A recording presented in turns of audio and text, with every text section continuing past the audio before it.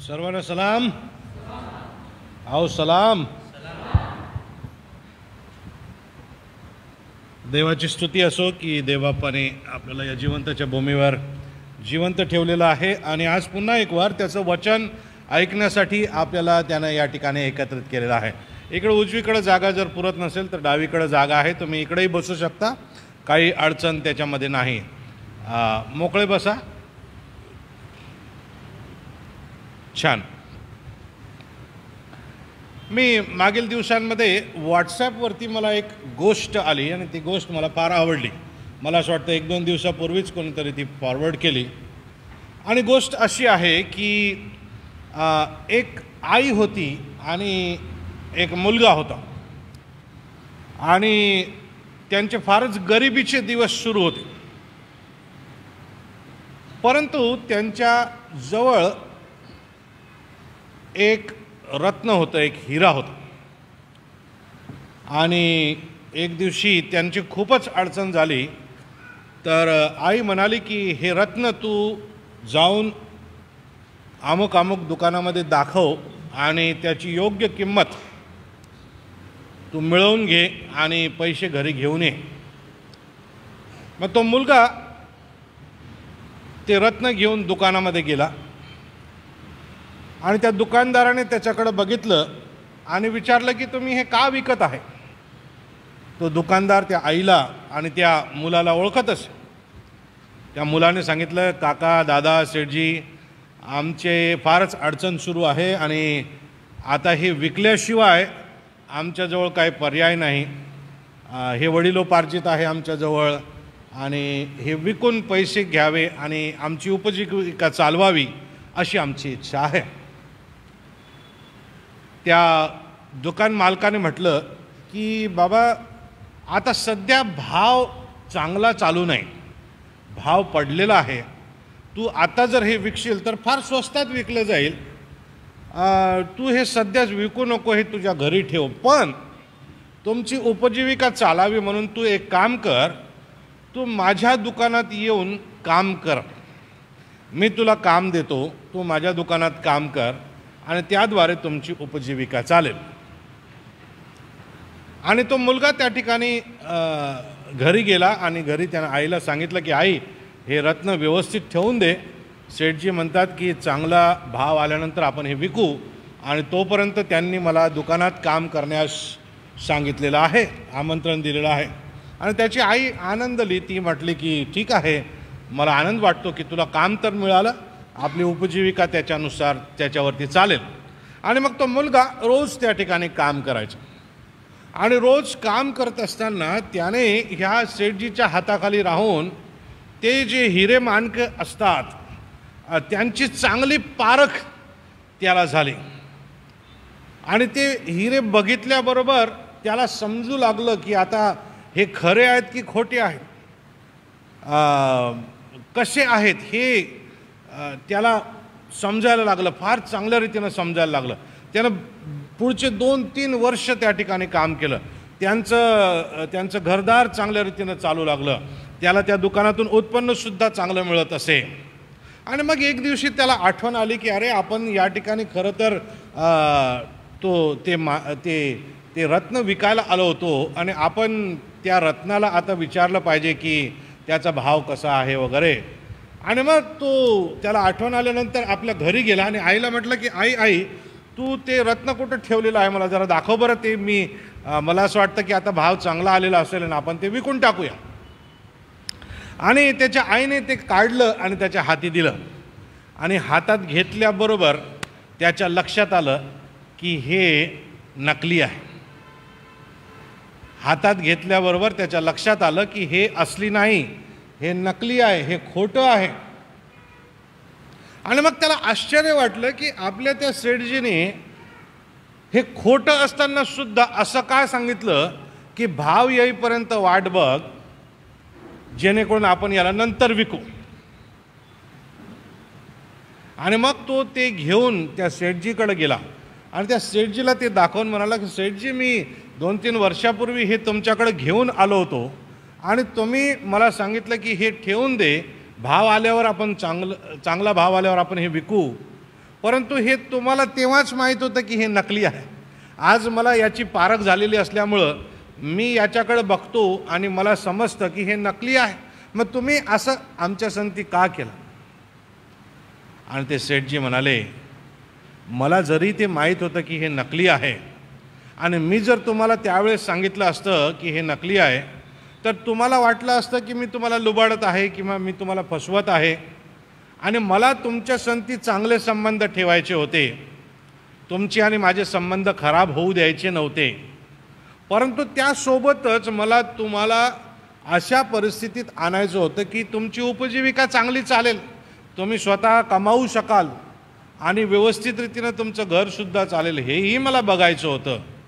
आणि त्यासोबत आजची अवस्था बघ, तू आता एवढा निष्णात, एवढा पारखी बनलेला आहेस की एखादी खोटी वस्तू तुझ्या हाती दिली तर तू ती ओळखू शकतोस.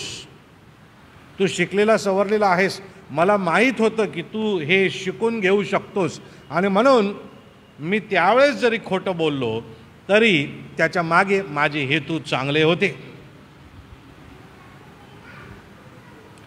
आज मला तुमच्या संगती ज्या विषयावर बाबत बोलायचं आहे तो विषय आहे आमच्या उणिवा आणि येशू ख्रिस्त. आमच्या जीवनातल्या उणिवा आणि येशू ख्रिस्त. आमच्या जीवनात उणिवा असतात का?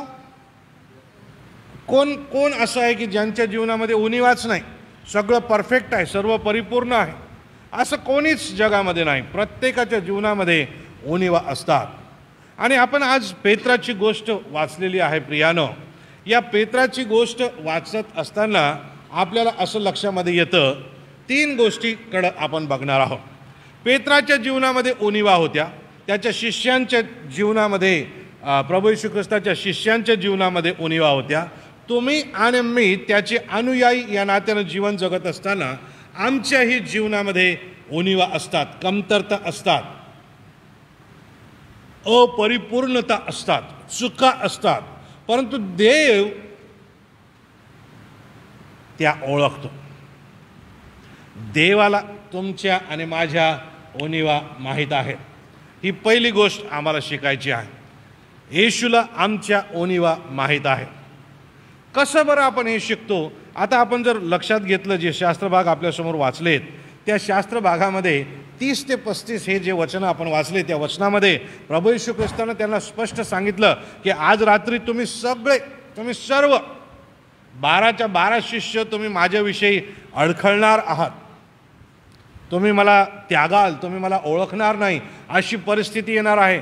लोक मला धरून देणार आहेत आणि तुम्ही मला अडखळाल, तुम्ही माझ्याविषयी अडखळाल, तुम्ही मला सोडून जाल, असं त्याला म्हणायचं होतं. परंतु त्या ठिकाणी पेत्र होता आणि पेत्र त्याला म्हणाला की सगळे तुझ्याविषयी अडखळले तर मी काही तुझ्याविषयी अडखळणार नाही.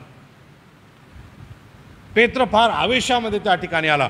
पेत्र बोलका होता, पेत्र धैर्यवान होता, पेत्र निधड्या छातीचा होता आणि त्याला असं वाटलं की आपल्यामध्ये एवढी हिंमत आहे की येशूला जेव्हा लोक धरायला येतील त्यावेळेस बाकीचे शिष्य त्याला नाकारतील, पण मी काही त्याला नाकारणार नाही. आणि तो प्रभू येशू ख्रिस्ताला खात्रीलायकरित्या सांगू लागला की अरे मैं राहूंगा तेरे साथ, दुसरे निघून जातील परंतु मी काही तुझ्याबद्दल अडखळणार नाही, मी तुला काही त्यागणार नाही, मी तुला काही नाकारणार नाही. प्रभू येशू ख्रिस्त त्याला म्हणतो, मी तुला खचित सांगतो, याच रात्री कोंबडा आरवण्यापूर्वी तू 3 वेळा मला नाकारशील, तू 3 वेळा मला नाकारशील. प्रियानो, तुम्ही आणि मी सर्वजण या ठिकाणी देवाच्या भक्ती मंदिरामध्ये येतो. आपल्याला येशू कळत आहे, आपल्याला येशूबद्दलचं ज्ञान रोज अधिक आणि अधिक आणि अधिक होत आहे. अधिक चांगल्या रीतीनं आपण त्याला समजून घेत आहोत आणि त्याला जसं जसं आम्ही समजून घेऊ, जसं जसं त्याच्या आम्ही अधिक जवळ येऊ, तसं तसं आमच्या या अपरिपूर्ण जीवनातल्या अपरिपूर्णता ज्या आहेत, उणिवा ज्या आहेत, त्या कमी व्हायला लागतील. प्रभू आमचं जीवन परिपूर्ण करत चालतो.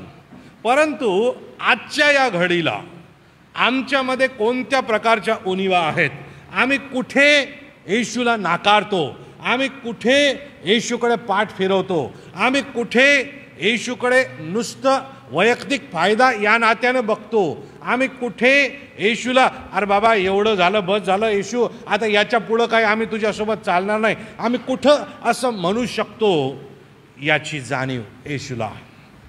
आमच्या जीवनातल्या ज्या उणिवा आहेत याची जाणीव येशूला आहे. आम्ही आर्थिकरित्या दुर्बळ आहोत का, येशूला माहीत आहे. आमच्या जीवनात समस्या आहेत काय, येशूला माहीत आहे. आमच्या जीवनामध्ये धैर्याची उणीव आहे काय, येशूला माहीत आहे. आमच्या जीवनामध्ये आम्ही ज्ञानाने उणे आहोत का, येशूला माहीत आहे. आमच्या जीवनामध्ये शारीरिकरित्या आम्ही दुर्बळ आहोत का, येशूला माहीत आहे. आमच्या जीवनामध्ये आम्ही अध्यात्मामध्ये अजून मागे आहोत काय, येशूला माहीत आहे. आमच्या जीवनात संघर्ष आहेत काय, ज्यावरती आम्ही मात करू शकत नाही आहे, सवयी आहेत काय, इच्छा असूनही त्या सवयीवर मात करू शकत नाही, असली उणीव आमच्या जीवनात आहे काय, येशूला माहीत आहे. आमच्या कुटुंबांमध्ये कलह आहेत काय, समस्या आहेत काय, भांडणं आहेत काय, येशूला माहीत आहे.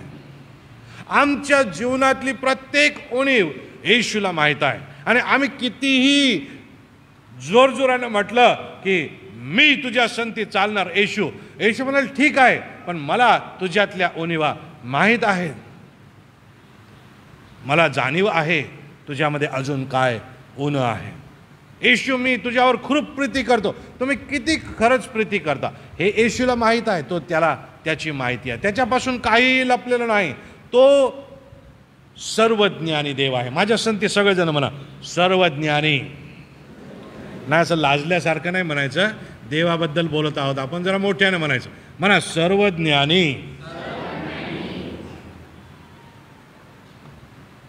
सर्वज्ञानी म्हणजे काय, ज्याला सगळ्यांच्या जीवनात, सगळ्यांच्या मनात, सगळ्यांच्या डोक्यात काय चालू आहे हे एकाच वेळेस माहीत असतं. आमेन. आता मला समजू शकेल का तुमच्या डोक्यात काय चाललंय? नाही, मी कदाचित अंदाज लावू शकेन. आपले लेकरं जर असतील तर ते आपलेच लेकरं असल्यामुळं आपण कसे वागतो त्याच्या आधारे ते आता कसे वागू शकतात याचा अंदाज आपण लावू शकतो. पण कधी कधी ते तुमच्या अंदाजाच्या पलीकडं वागतात, तुमच्या अंदाजाच्या पलीकडं त्यांच्यामध्ये ज्ञान निर्माण झालेलं असतं, त्याच्यावरती ते पावलं उचलतात आणि मग तुम्ही म्हणतात हा असं कसं झालं, असं अनेकदा होतं. परंतु देवाबद्दल तसं नाही. देव तुमच्या आणि माझ्या मनात, अंतकरणात, जीवनात जे काय आहे ते सगळं ओळखतो. तुम्ही आणि मी मनुष्याला मूर्ख बनवू शकू, परंतु देवाला आम्ही मूर्ख बनवू शकणार नाही. तिथल्या 12 जणांच्या समोर पेत्र फार फुगीरपणाने म्हणाला, अरे येशू सगळे सोडून गेले तर चालेल, पण मी काय तुला सोडणार नाही, मी तुझ्या संगती उभा राहील. येशू म्हणे आजच रात्री कोंबडं आरवण्यापूर्वी 3दा तू मला नाकारशील, 3दा तुम्हाला नाकारशील. आमच्यातील उणिवा येशू ओळखतो. दुसरी महत्त्वाची बाब आम्हाला याच्यामधून शिकायची आहे आणि ती ही की येशूला आमच्यातल्या फक्त उणिवाच माहीत नाही, तर त्या उणिवांमुळं आम्ही कसे वागू शकतो हेही माहीत आहे. हॅलो, उणिवा असणं ही एक गोष्ट झाली, परंतु त्या उणिवांमुळं आपण कसे वागू शकतो ही दुसरी गोष्ट झाली. आणि म्हणून पेत्र जरी या ठिकाणी फुगीरपणा करत होता, त्याच्या फुगीरपणामुळे तो मला नाकारेल हे येशूला माहीत होतं. तो जरी सगळ्यांच्या समोर त्याची किती प्रीती येशूवरती आहे हे दाखवण्याचा प्रयत्न करत होता, तो जरी सर्वांच्या समोर माझी जास्त प्रीती येशू तुझ्यावर आहे हे दाखवण्याचा प्रयत्न करत होता, मी त्या बाकीच्यांपेक्षा जास्त महत्त्वाचा आहे, मी त्या बाकीच्यांपेक्षा जास्त धार्मिक आहे, मी त्या बाकीच्यांपेक्षा जास्त एकनिष्ठ आहे, मी त्या बाकीच्यांपेक्षा तुझ्यासाठी जीव द्यायला सुद्धा तयार आहे, असं म्हणून मोठेपण करण्याची त्याला सवय होती. ती त्याची उणीव होती. स्वतःकडं लक्ष वेधून घेणे, स्वतःकडं इतरांचे कान वेधून घेणे, इतरांचे डोळे वेधून घेणे ही त्याला सवय होती. आणि मनुष्य प्राण्यामध्ये असते, आपल्या सगळ्यांमध्ये ही सवय असते. आपल्याकडे जर कोणी लक्ष दिलं नाही तर मग आपण त्याच्या लक्ष वेधून घेण्याचा प्रयत्न करतो. तुम्ही आता एवढ्यात काही नवीन गोष्ट घेतली का विकत? हॅलो, तुमच्यापैकी कोणी काही नवीन गोष्ट विकत घेतली का? मागच्या आठवड्यात, मागच्या महिन्यात घेतलं काही? काल परवा काही घेतलं का? काय घेतलं पाळकसाहेब? हां, सायकल घेतली पाळकसाहेबांनी. आता कल्पना करा, पाळकसाहेब तुमचं उदाहरण वापरतो मी या ठिकाणी, मला क्षमा करा. आता कल्पना करा, जर पाळकसाहेबांनी नवीन सायकल घेतली आणि पाळकसाहेब ती नवीन सायकल चालवत कॅम्पसवरती आले, हां, आणि सगळ्यांनी पाहिलं की यांच्याकडे नवीन सायकल आले, पण कोणीच त्याच्याबद्दल काही विचारे ना. हां, पाळकसाहेब काय करतील तुम्हाला माहीत आहे? मनुष्य स्वभावानुसार पाळकसाहेब असं करतीलच असं मला म्हणायचं नाही, परंतु मनुष्य स्वभाव असा आहे, पाळकसाहेब काही ना काही करून त्याची घंटी तरी वाजवतील, किंवा अरे हो थांबा थांबा मी माझी सायकल उभी करतो असं म्हणून स्टँड लावून तर उभे राहतील, नाही का? काहीतरी करून मी सायकल नवीन घेतलेली आहे हे दाखवायचा आपल्याला प्रयत्न करायला आवडतं, नाही का? हे सायकलचंच उदाहरण आहे. थँक्यू. सायकलचंच उदाहरण नाही, मला चांगलं आठवतं, मला पहिल्या वेळेस जेव्हा घड्याळ घेऊन दिलं होतं माझ्या वडिलांनी, तर घड्याळ घेऊन दिलेलं असताना माझी इच्छा होती की माझ्या मित्रांनी माझं घड्याळ बघावं, आणि ज्यावेळेस त्यांनी माझं घड्याळ बघितलं नाही मी मुद्दाम विचारतो, हां किती वाजले गड्या आता, किती वाजले गड्या आता?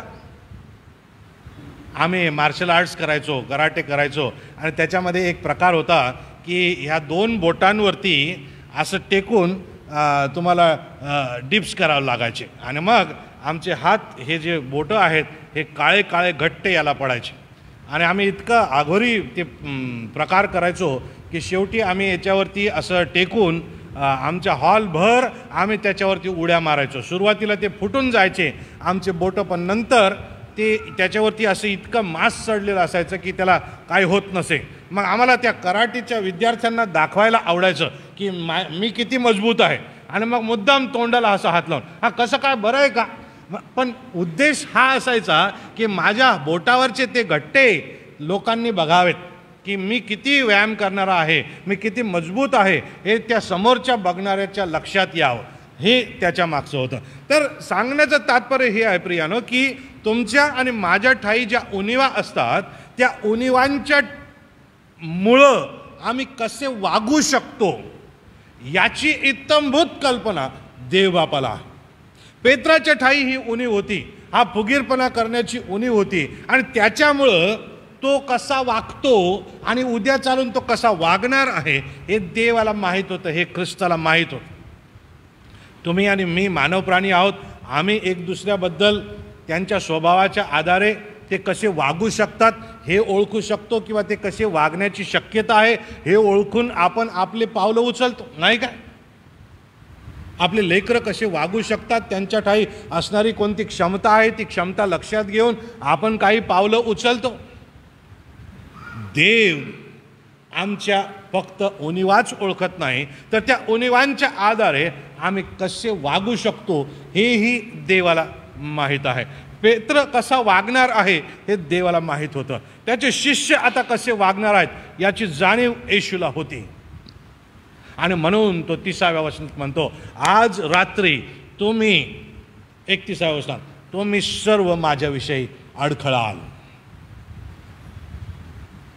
पुढं 3ऱ्या मुद्द्याकडे जाण्याआधी मला तुम्हाला प्रश्न विचारू द्या, तुमच्यामध्ये येशू संबंधित उणिवा आहेत का? तुम्ही म्हणाल त्याचा अर्थ काय? येशूवरती असणारी प्रीती जी आहे ती कमी पडेल का? येशूवरती असणारं प्रेम जे आहे ते कमी पडेल का? जेव्हा तुमच्या आणि माझ्यावर प्रसंग येतात तुम्ही आणि मी घाबरून जाऊ का? जेव्हा तुमच्या आणि माझ्या जीवनामध्ये अडचणी येतात त्यावेळेस येशूकडे पाठ फिरवून जगाशी हात मिळवणी आम्ही करणार आहोत काय? ज्यावेळेस तुमच्या समोर आणि माझ्या समोर सैतान या जगाच्या परंपरांच्या रूपाने अशा काही आमिष आणून ठेवतो, असली काही प्रलोभनं आणून ठेवतो की आम्हाला ख्रिस्ताला बाजूला ठेवून, ख्रिस्ताची शिकवण बाजूला ठेवून, ख्रिस्ताची प्रीती बाजूला ठेवून तो तडजोड करायला लावतो, आम्ही तसे तडजोड करणारे येशूचे अनुयायी आहोत का? तसा तडजोडीचा स्वभाव जर आमच्यामध्ये असेल तर येशूला माहीत आहे, ही गोष्ट लक्षामध्ये घ्या. तसा तडजोडीचा स्वभाव जर आमच्यामध्ये असेल तर येशूला त्याची जाणीव आहे, येशूला त्याची माहिती आहे. प्रियानो,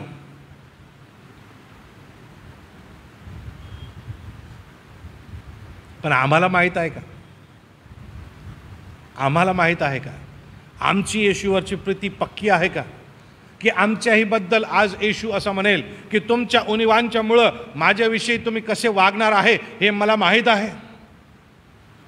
आपण पुढच्या मुद्द्याकडे जाण्याआधी या प्रश्नाचं उत्तर आपल्या अंतःकरणामध्ये देण्याचा प्रयत्न करू. प्रियानो, जेव्हा तुमच्या आणि माझ्या सवयींचा प्रश्न येतो तेव्हा आम्ही येशूला म्हणतो, येशू तुझं ज्ञान खूप सुंदर आहे, माझ्या फायद्याचं आहे, मला समजतं, पण मला आता करमतच नाही, मला असं करावंच लागतं. माझं पोटच दुखतं, मला असं करावंच लागतं. मला हे होत नाही, मला ते होत नाही, मला असं करावंच लागतं. परंतु येशू म्हणतो, अरे पण तू तर माझ्यावर प्रीती करतोस, माझ्या प्रीतीस्तव हे सोडून का देत नाही? माझ्यावर असलेल्या प्रीतीमुळं तू याला नाही का म्हणत नाहीस? मी माझा पुत्र तुझ्यासाठी या जगाच्या पाठीवर पाठविला. येशू त्यानं तुला या सवयीतून, या पापातून, या चुकांमधून, या वाईटातून मोकळं करण्यासाठी आपलं बलिदान त्या वधस्तंभावर केलेलं आहे. त्याची प्रीती समजून घेऊन तू सुधरत का नाहीस? हा प्रश्न प्रभू येशू आपल्याला विचारतो. हा प्रश्न देव आपल्याला विचारतो, कारण त्याला माहीत आहे आम्ही आमच्या उणिवांमुळं कसे वागू शकतो. परंतु तेवढंच त्याला माहीत नाही, या दोनच गोष्टी त्याला माहीत नाही. त्याला फक्त उणिवाच माहीत नाहीत, त्या उणिवांच्या आधारे आम्ही कसे वागू शकतो एवढंच माहीत नाही, तर अजून काहीतरी त्याला माहीत आहे, अजून काहीतरी तो करतो. त्याच्याकडे आम्ही जाऊ. तिसरी गोष्ट, तिसरी अतिशय महत्त्वाची बाब प्रभू येशूबद्दल ही आहे की तो तुमच्या आणि माझ्यामध्ये असणाऱ्या उणिवांव्यतिरिक्त आमच्यावर प्रीती करतो. उणिवा असताना सुद्धा तो आमच्यावर प्रीती करतो आणि आमच्या उणिवा दूर करून आमचा उपयोग त्याच्या राज्याच्या वाढीसाठी करू इच्छितो. आमेन. आमच्यामध्ये उणिवा आहेत हे त्याला माहीत आहे. उणिवांमुळे आम्ही विशिष्ट प्रकारे वागू शकतो हे त्याला माहीत आहे. तरी सुद्धा तो तुमच्यावर आणि माझ्यावर प्रीती करून आमच्यातल्या उणिवा दूर करू इच्छितो. आणि नुसत्याच उणिवा दूर करू इच्छित नाही, तर आमचा उपयोग तो करून घेऊ इच्छितो. पेत्राबद्दल जे त्याने सांगितलं होतं ते जसंच्या तसं घडलं. प्रियानो, तुम्हाला माहीत आहे का? शिष्यांबद्दल जे त्याने सांगितलं होतं ते जसंच्या तसं घडलं. प्रभू येशू ख्रिस्तानं 31व्या वचनात स्पष्ट रीतीनं म्हटलं की आज तुम्ही माझ्याविषयी अडखळाल, तुम्ही सर्व याच रात्री माझ्याविषयी अडखळाल. परंतु त्या ठिकाणी पेत्र म्हटला की नाही, मी अडखळणार नाही. परंतु शिष्यसुद्धा त्याला तसंच म्हटले. तुम्हाला माहीत आहे ते 35व्या वचनामध्ये तुम्ही वाचा, त्या ठिकाणी असं म्हटलं, पेत्र म्हणाला, तुझबरोबर मला मरावे लागले तरी मी तुला नाकारणार नाहीच. आणि सर्व शिष्यांनीही तसेच म्हटले. नीट लक्षात घ्या काय म्हटलेलं आहे. पेत्र म्हणाला, येशू तुझ्यासोबत मरावं लागलं तरी मी तयार आहे. सर्व शिष्य म्हणाले, हो आम्ही पण तुझ्या संगती मरावं लागलं तर आम्ही तयार आहोत. मग नंतर काय झालं माहीत आहे? यहूदा आला, याजक लोक आले, वडील लोक आले, सैनिक लोक आले, त्यांनी येशूला धरलं. त्याला अटक केली. पेत्र चिडला, त्याने एका माणसाचा कानच कापून टाकला. प्रभू येशू ख्रिस्त त्याला म्हणाला, आपली तलवार म्यानात ठेव, कारण जे तलवारीनं लढतात ते तलवारीनंच मरतील. आणि त्या प्रभू येशू ख्रिस्तानं त्या परिस्थितीत सुद्धा त्या कान कापलेल्या माणसाचा कान वापस त्याच्या ठिकाणी नीट लावला, त्याचा कान दुरुस्त केला. पण अटक त्या ठिकाणी झाली. आणि अटक झाली त्यावेळेस काय झालं माहीत आहे? 56 वचन असं सांगतं, पण संदेश त्यांचे लेख पूर्ण व्हावे म्हणून हे झाले. इतक्यात सर्व शिष्य त्याला सोडून गेले. काय म्हटलं? इतक्यात सर्व शिष्य त्याला सोडून गेले. घाबरले, ते घाबरगुंडी उडाली त्यांची, भ्याले. प्रभू येशू ख्रिस्ताला माहीत होतं यांच्यामध्ये किती धैर्य आहे.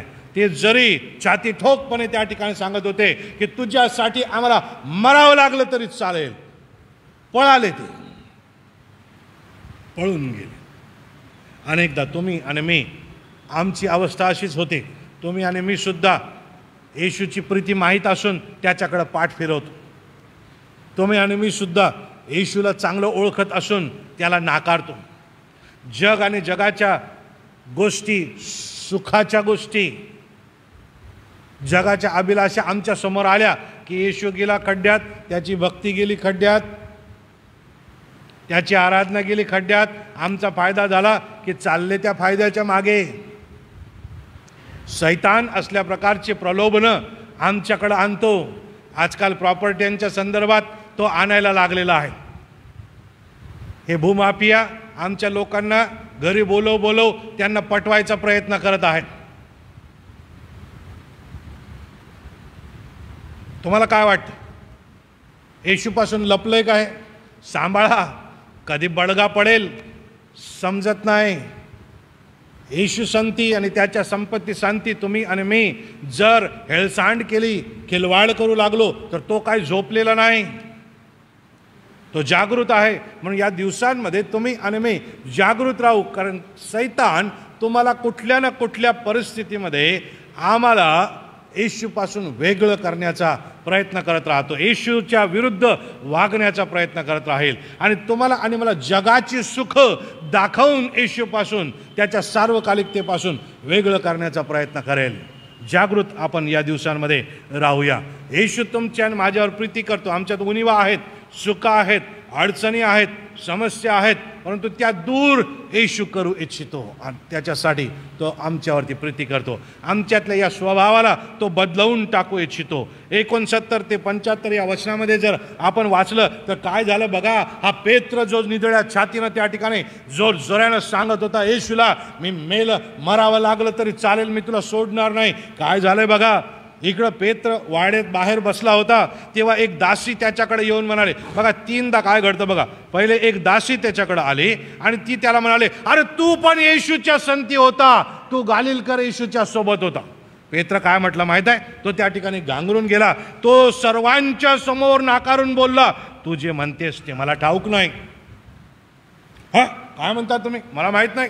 मी ख्रिस्ती नव्हेच, मी त्याचा अनुयायी नव्हेच. मग तो बाहेर देवडीवर गेल्यावर दुसऱ्या एका स्त्रीने त्याला पाहिले आणि तिथल्या लोकांना म्हटले, हा ही नासुरी येशू बरोबर होता. पुन्हा पेत्र शपथ वाहून म्हणू लागला, माय छान बापा छान. हा काय जे काय शपथा घेतल्या असतील त्याने, खरं हो शपथेवर सांगतो मी त्या मनुष्याला ओळखतच नाही. 3.5 वर्ष त्याच्या संती राहिला. 3.5 वर्षामध्ये त्याने येशूचे अनेक चमत्कार बघितले. जेव्हा दोघं असे येशूने त्यांना बाहेर पाठवले होते तेव्हा पेत्राच्या द्वारे चमत्कार घडले. आणि आता जेव्हा येशूला धरण्यात आलं तेव्हा येशूला तो म्हणतो, मी त्या माणसाला ओळखतच नाही. आपण त्या गावचेच नाही बापा. 2दा झालं. पुढं काय झालं? 73 वचन. नंतर काही वेळाने तेथे उभे राहणारे लोक जवळ येऊन पेत्राला म्हणाले, खरोखर तूही त्यातला आहेस, कारण तुझ्या बोलण्यावरून तू कोण आहेस हे दिसून येतं. तेव्हा 74 वचन काय म्हणतं बघा. तेव्हा तो शापोच्चारण करून व शपथा वाहून म्हणू लागला, मी त्या मनुष्याला ओळखत नाही. आणि इतक्यात काय झालं माहीत आहे? इतक्यात कोंबडा आरवला. तेवढ्यात कोंबडा आरवला. तेव्हा कोंबडा आरवण्यापूर्वी 3 वेळा तुम्हाला नाकारशील असे जे येशूने पेत्राला सांगितले होते ते त्याला आठवले आणि तो बाहेर जाऊन मोठ्या दुःखाने रडला.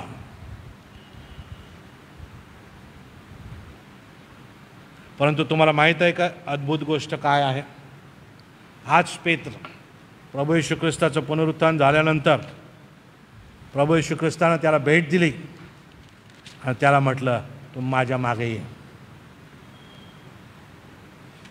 प्रभू येशू ख्रिस्तानं त्याला पुन्हा विचारलं, तू माझ्यावर प्रीती करतो का? पेत्रानं त्याला सांगितलं, येशू तू मला चांगलं ओळखतो. मी तुझ्यासाठी जीव देऊन प्रीती करू शकत नाही. तुझ्यासाठी कानं कापू शकतो, पाहिजे तर दुसऱ्यांचे गळे कापू शकतो, पण तुझ्यासाठी जीव मात्र मी देऊ शकत नाही. तू मला चांगलं ओळखतो.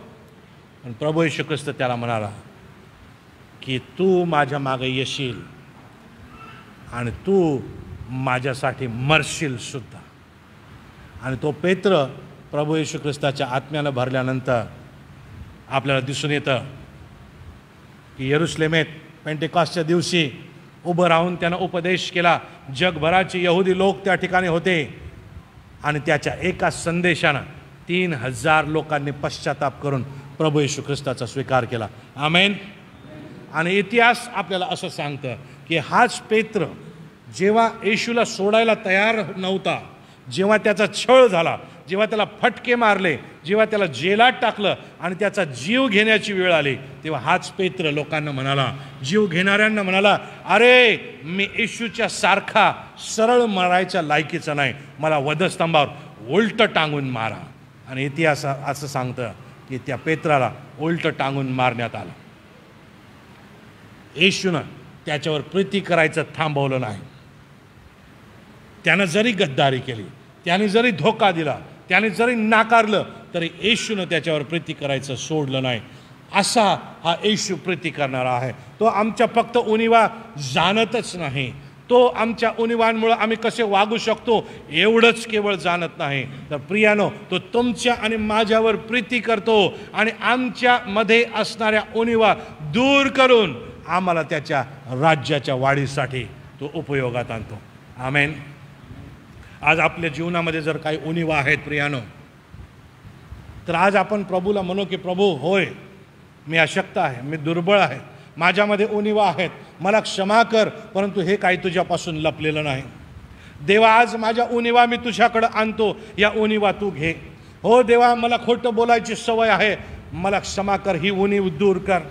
हो देवा, मला फसवायची सवय आहे, या फसवणुकीची सवय माझ्यातून तू घालवून लाव. होय देवा, मला सवय वेगवेगळ्या प्रकारच्या सवयी आहेत, मी मान्य करतो, पण मला शक्ती दे, मला सामर्थ्य दे, मला माझ्यामध्ये क्षमता होत, जेणेकरून मी विजयी जीवन जगेल. होय प्रभू, जगाच्या दबावामुळं मी मागे सरतो, कधी माझ्या मित्रमंडळीच्या दबावामुळं मी मागं जातो, परंतु देवा माझ्यावर दया कर, माझ्यावर प्रीती कर आणि मला परिपूर्ण कर, माझ्यातल्या उणिवा घालवून लाव. आणि देव आज त्या उणिवा घालवून लावण्यास तयार आहे. आपण आपले डोळे बंद करू, माना खाली लावू आणि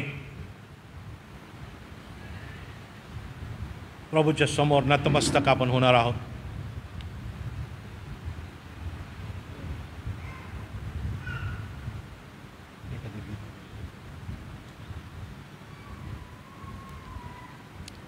देवबापानं जर आपल्याला आज आपल्या जीवनातल्या उणिवा दाखवलेल्या, त्या उणिवांमुळं आम्ही कसं वागतो हे जर आम्हाला दाखवून दिलेलं आहे, तर आज प्रभूच्या चरणाशी आपण लीन आणि नम्र होऊ आणि प्रभूला म्हणूया की प्रभू, या उणिवा तू घालव.